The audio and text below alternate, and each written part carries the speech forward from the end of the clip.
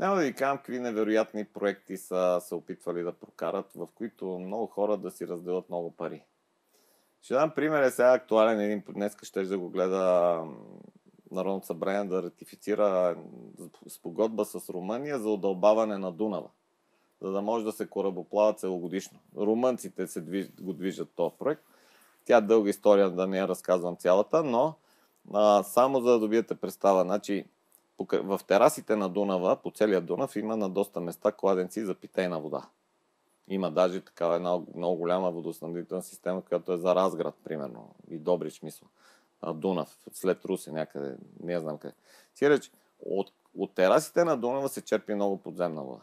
Те искат сега да гребат, да удълбават Дунава, да изкопаят естествения дънен субстрат.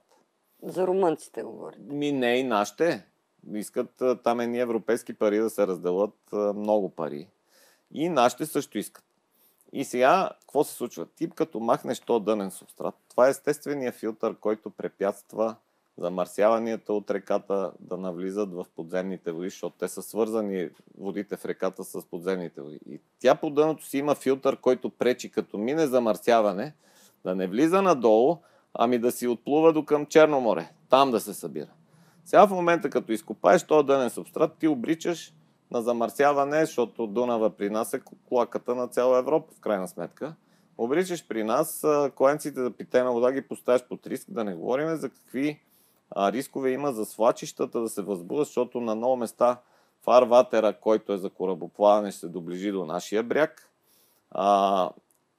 Първо по него се движи границата официално между България и Румъния, значи ние създаваме възможности да загубим териториално загуби за първи път от как България съществуваше, загубиме територии без война.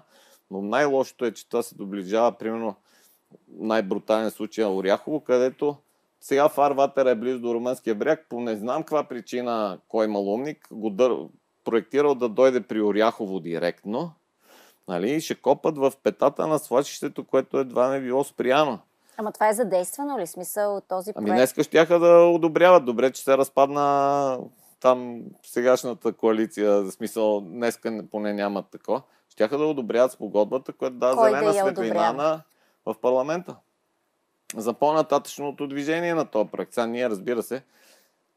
то е било в дневния ред на парламента за днес. Ето ви за каква мафия стадо. В решението по оценка на въздействие за този проект има толкова много нарушения на законите, че ние, понеже го обжалвахме във Върховния административен съд, дори нашия Върховен административен съд очевадно не успя да измисли какво да каже, че да ни отхвърли жалбата. И след като минаха 3 съдебни заседания по това дело, съда обяви делото за изяснено от тя фактическа и правна страна и каза, че ще се произнесе с решение. 1 месец по-късно получихме определение, в което ни пишат: вие нямате правен интерес. Да обжалваме решение по ОВОС. Това е пълен абсурд. Ние сме регистрирани по всички правила на нарушение на Орхуска конвенция и това, което предстои, защото ние го обжалвахме, разбира се, дано да им дойде акъла, защото ако ни откажат правния интерес на нас, ние сме много известни в Европейската комисия, Главна дирекция околна среда. Това, което ще последва, е да пуснем директно жалба до Орхуската конвенция за достъпа до правото на достъп до информация и правораздаване, свързано с околна среда. И моментално двете ще бъдат пуснати и до Главна дирекция околна среда, защото Европейската комисия трябва да го финансира. този проект, ще им кажем: вашия проект толкова незаконен, че тия не ни осигуряват право на достъп до правосъдие, което там, между другото, в Европа е важно за такива организации. Нека го строят после. Всъщност цялата цялата далавера да си разделят едни милиони. Колко милиона? Там са някъде около 230 милиона евро.